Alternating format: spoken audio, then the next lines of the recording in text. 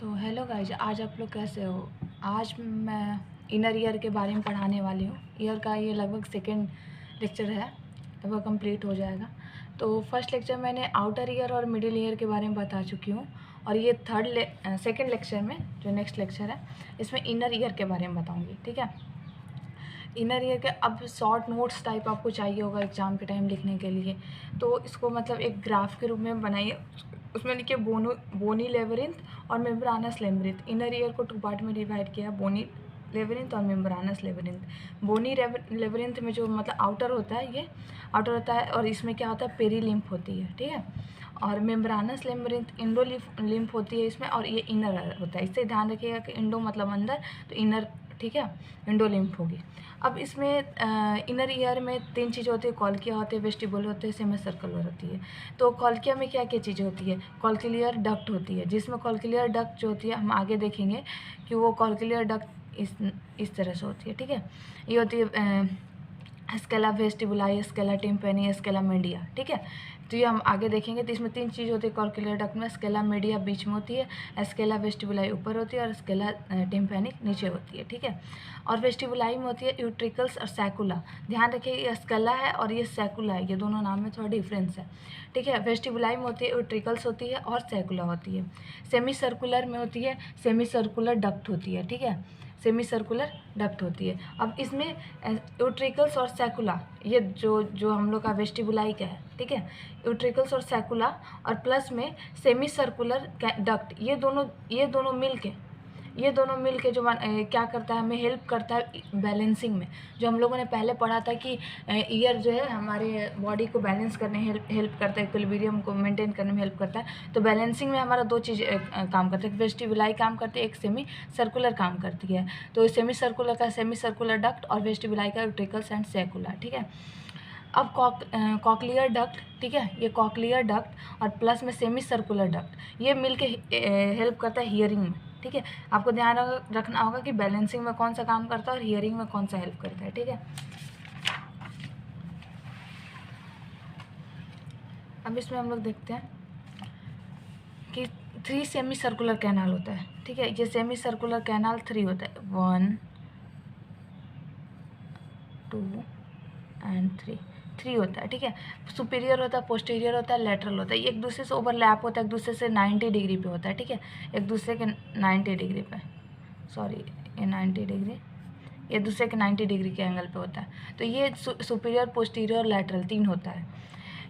Ending of semi circular canal, semi circular canal का जो and ये सेमी सर्कुलर कैनाल हो गया।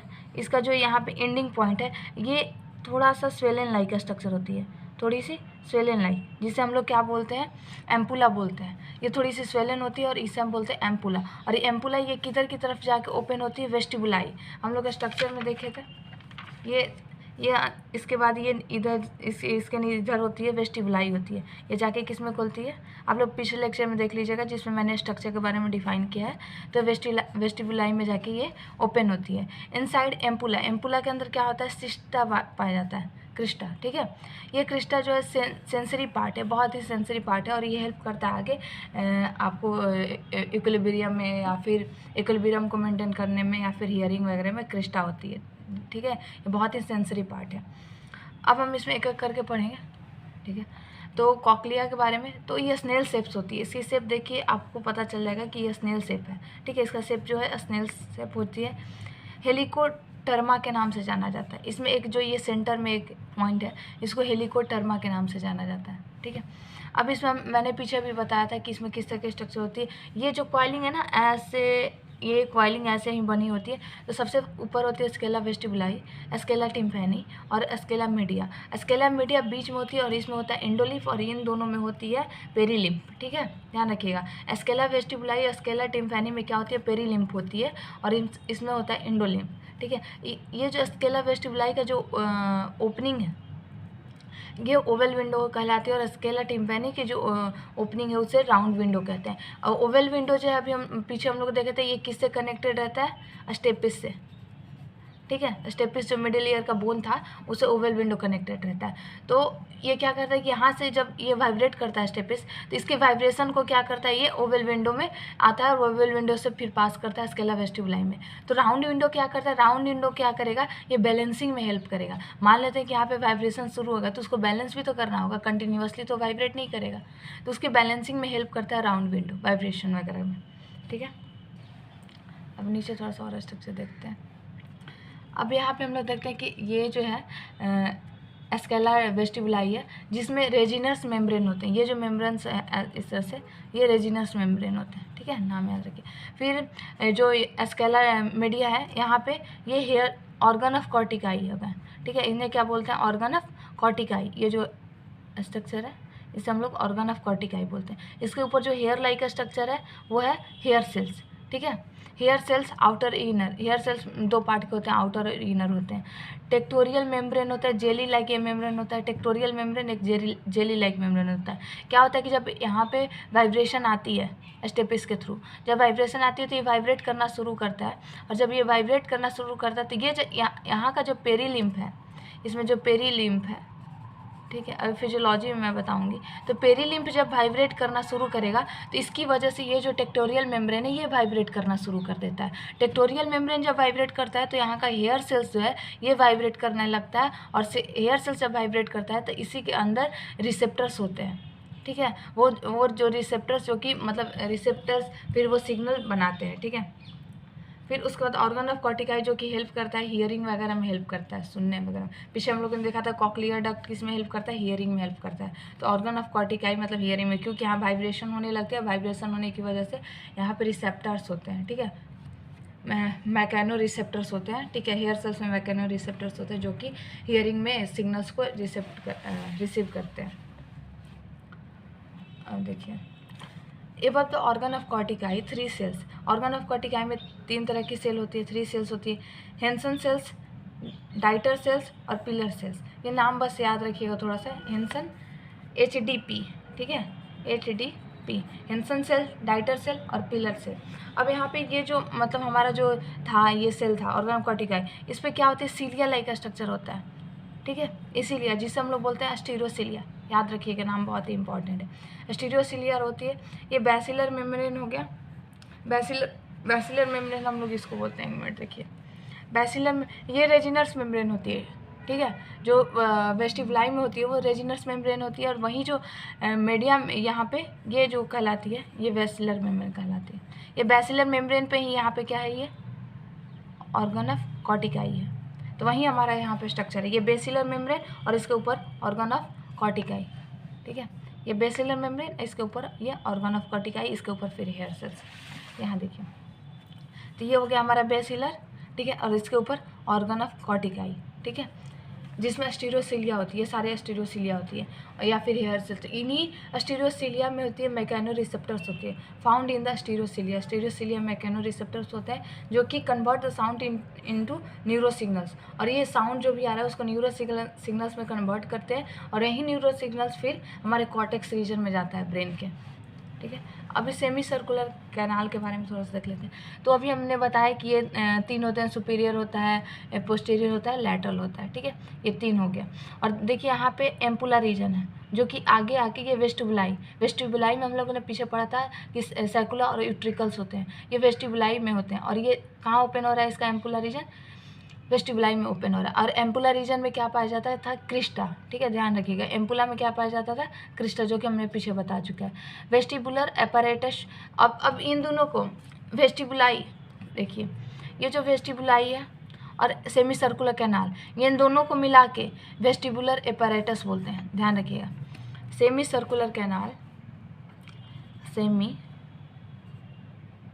सर्कुलर कैनाल प्लस में वेस्टिबुलाई को मिला के हम लोग क्या बोलते हैं, वेस्टिबुलर एपैरेटस, ठीक है, वेस्टिबुलर एपैरेटस के नाम से जानते हैं। सेमी सर्कुलर कैनाल में होती है क्रिस्टा जो कि एम्पुला में पाया जाता है, और इसमें होती है सैकुला एंड यूट्रिकल्स, सैकुला प्लस में यूट्रिकल्स। और ये क्या चीज़ में हेल्प करता है, ये हेल्प करेगा इक्विलिब्रियम और बैलेंसिंग में, ठीक है, ये हेल्प करेगा इक्विलिब्रियम और बैलेंसिंग में। अब हम इसके फिजियोलॉजी को देख लेते हैं फटाफट से, ठीक है। तो यहाँ मान लेते साउंड वाइब्रेशन आया, वो पीना के पास गया, पीना क्या करता है कि कलेक्शन ऑफ साउंड करता है, ठीक है, कलेक्शन ऑफ वाइब्रेशन या फिर साउंड, ठीक है, इसको कलेक्ट करने में हेल्प करता है। फिर ऑडिटरी मीटस कैनाल में गया, ऑडिटरी कैनाल में, ठीक है, जो कि स्लाइटली कर्व होता है, ऑडिटरी कैनाल में गया तो वहाँ से vibration in tympanic membrane, tympanic membrane हमारा वाइब्रेट करने लगता है। इसके लिए मैंने बताया कि ये वाइब्रेशन कब करेगा इफेक्टिवली, जब दोनों तरफ का प्रेशर सेम होगा। इसका मतलब कि मिडिल ईयर का प्रेशर और इधर ऑडिटरी कैनाल का प्रेशर, जब दोनों तरफ का प्रेशर इक्वल होगा तो ये बहुत ही इफेक्टिव तरीके से वाइब्रेट करेगा, ठीक है। अब due to vibration, ear drum में वाइब्रेशन हुआ तो वो क्या करेगा, स्टार मूवमेंट ऑफ, अब ईयर ड्रम जो होता है वो जुड़ा किससे जुड़ा हुआ रहता है, ईयर ऑसिकल से, मैलिस से।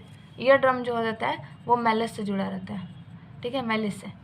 तो मैलिस वाइब्रेट करेगा तो मैलिस से फिर इनकस जुड़ा रहेगा, इनकस से स्टेपिस, ठीक है। तो ये तीनों जो रहता है सैनेबल जॉइंट से जुड़ा रहता है। फिर स्टेपिस क्या करेगा, स्टेपिस वाइब्रेट करेगा। स्टेपिस जब वाइब्रेट करेगा तो स्टेपिस किससे जुड़ा रहता है, ओवल विंडो ऑफ कॉक्लिया, ठीक है, कॉक्लिया के ओवल विंडो से जुड़ा हुआ रहता है। अब मैंने पीछे बताया था कि जो वेस्टिबुलाई थे, सैकुला वेस्टिबुलाई, ठीक है, स्केला वेस्टिबुलाई, इसके ओवल विंडो से ये अटैच रहता है। यहाँ पे देखिए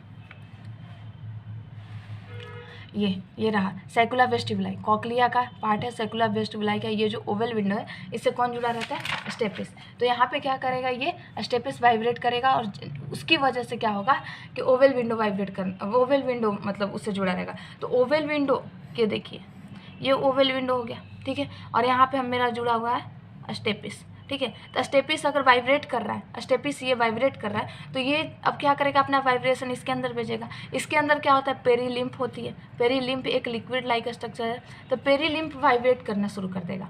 जब पेरीलिम्फ वाइब्रेट करेगा तो स्केला वेस्टिबुलाई में मतलब जो पेरीलिम्फ है वो वाइब्रेट करना शुरू कर देगा। उसकी वजह से फिर वो पेरीलिम्फ जो है, यहाँ पे देखिए पेरीलिम्फ जो है, इसमें है पेरीलिम्फ, ये पेरीलिम्फ वाइब्रेट करने लगा तो इसकी वजह से स्केला मीडिया में भी वाइब्रेशन आएगी। ये जो मेम्ब्रेन है, मेम्ब्रेन के थ्रू, और स्केला मीडिया में वाइब्रेशन आएगी तो इंडोलिम्फ वाइब्रेट करना लगेगा। और जब इंडोलिम्फ वाइब्रेट करेगा, इंडोलिम्फ वाइब्रेट करेगा, ये रहा इंडोलिम्फ, ये इसमें वाइब्रेशन है, फिर इसमें है इंडोलिम्फ जब वाइब्रेट करेगा तो ये हमारा जो स्ट्रक्चर है टेक्टोरियल मेम्ब्रेन, जो कि ट्रांसपेरेंट स्ट्रक्चर है, इसमें वाइब्रेशन आ जाएगी। जब ये वाइब्रेट करेगा तो यहाँ पे हेयर सेल्स जो हैं या फिर ये जो बैसिलर मेम्ब्रेन है ये वाइब्रेशन करना शुरू कर देगा। जो सेल ऑफ कॉर्टिकाई है ये वाइब्रेशन शुरू कर देगा। ये जब वाइब्रेट करेगा तो इसके अंदर ही क्या होता है, मैकेनो रिसेप्टर्स होते हैं, और ये मैकेनो रिसेप्टर्स क्या करेंगे, उस वाइब्रेशन को रिसीव करेंगे और उसे न्यूरल सिग्नल में कन्वर्ट कर देंगे, नर्व सिग्नल्स में, ठीक है। और वही नर्व सिग्नल्स फिर ब्रेन कॉर्टेक्स में जाएगा, समझ रहे हैं। तो स्केला वेस्टिबुलाई में पेरीलिम्फ जो है वो वाइब्रेट करना शुरू कर दिया, फिर वहाँ से वो इंडोलिम्फ में प्रेशर बनाएगा और फिर वहाँ से वाइब्रेट करना शुरू कर देगा। फिर अप्स एंड डाउन मूवमेंट होने लगती है बैसिलर मेम्ब्रेन में। Hair cells of organ of Corti वो मूवमेंट करने लगता है, मूवमेंट ऑफ स्टेरियोसिलिया, जो cilia like organ of Corti जो थे, ऑर्गन ऑफ कॉर्टिकाई उस पर ये सिलिया लाइक स्ट्रक्चर थे, ये इसमें वाइब्रेशन शुरू हो जाती है। स्टीरियोसिलिया में, स्टीरियोसिलिया में ही होता है मैकेनो रिसेप्टर्स, तो वो मैकेनो रिसेप्टर्स वाइब्रेट करना शुरू कर देते हैं और जिसकी वजह से नर्व इम्पल्स जनरेट होता है। अब नर्व इम्पल्स जो होती है, कॉक्लियर नर्व्स, हम लोगों ने पढ़ा था कि कॉक्लिया में एक कॉक्लियर नर्व्स भी होती है। इनर ईयर में हम लोगों ने देखा था पहले, फ्लो डायग्राम उसमें आप देख लेंगे। तो वेस्टिबुलर कॉक्लियर नर्व जो प्रेजेंट रहती है वो अब 2 पार्ट्स में डिवाइड होती है, ठीक है। यहाँ देखिए बस थोड़ा सा और बचा है, वेस्टिबुलर ब्रांच और दूसरा तो कॉक्लियर ब्रांच। अब ये कॉक्लियर ब्रांच जो होता है temporal area of brain, brain के टेम्पोरल एरिया में ही ऑडिटरी मतलब कॉर्टेक्स है वहाँ पे जाता है। फिर वहाँ पे क्या होता है कि वो जो सिग्नल्स है उसको रिसीव किया जाता है और वो फिर हम लोगों को सुनाई पड़ती है, ठीक है, समझ आती है, सेंसेशन होती है। अब तो रह गई हियरिंग की बात। ये फ्लो डायग्राम ही बहुत ही इंपॉर्टेंट, अगर आप लोग एग्जाम्स वगैरह बनाते हो तो नंबर कोई नहीं रोकेगा फिजियोलॉजी में, ठीक है। फिर इसको आप एक लैंग्वेज में कन्वर्ट करके लिख सकते हो तो अच्छी खासी मार्क्स मिल सकती है। बैलेंसिंग एंड इक्विलिब्रियम में तो सेमी सर्कुलर हम लोगों ने बनाया था। सेमी सर्कुलर में क्या होता है, क्रिस्टा और वेस्टिबुलर में यूट्रिकल्स और सैकुला, ये बनाते हैं वेस्टिबुलर एपैरेटस, ठीक है। इनसाइड द मैकुला, इनके ही अंदर क्या होती है, मैकुला होती है, ठीक है। जब हम सैल्विंग करेंगे structure at the end of semi circular canal, और क्या होती है कि end of semi circular canal के लास्ट में जो हम लोगों ने स्ट्रक्चर बनाया था, ये एम्पुला लाइक स्ट्रक्चर, ठीक है, जिसे हम एम्पुला बोलते हैं, उसके अंदर होता है क्रिस्टा एम्पुलरिस, ठीक है, जिसे हम लोग क्रिस्टा बोल रहे थे। और वहीं क्रिस्टा और मैकुला मिलके हमें बैलेंसिंग में हेल्प करता है। क्रिस्टा को हम लोग बोल सकते हैं, क्रिस्टा कहाँ होता है, सेमी सर्कुलर कैनाल में, जिसका एम्पुलर रीजन है सेमी सर्कुलर कैनाल में। प्लस मैकुला किस में होती है, मैकुला भी हम लोगों ने देखा वेस्टिबुलर में होती है, वेस्टिबुलर में, मैकुला वेस्टिबुलर में होती है। एक मिनट आपको यहाँ से अच्छे समझाती हूँ। तो ये तो समझ लीजिए कि हेल्प करता है बैलेंसिंग और इक्विलिब्रियम।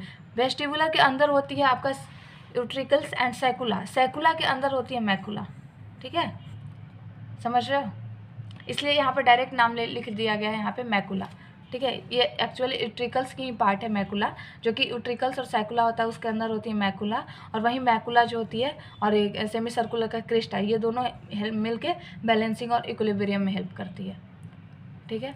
तो ये रहा फिजियोलॉजी और एनाटॉमी, ईयर का दोनों ही ख़त्म हो चुका है। तो आपको ये कैसा लगा, प्लीज़ कमेंट और लाइक एंड सब्सक्राइब करें मेरे चैनल को। और आई होप अच्छा लेक्चर होगा, क्योंकि ये बहुत ही इजी वे में आप इसे याद कर सकते हो एग्ज़ाम्स वगैरह के लिए। तो थैंक यू।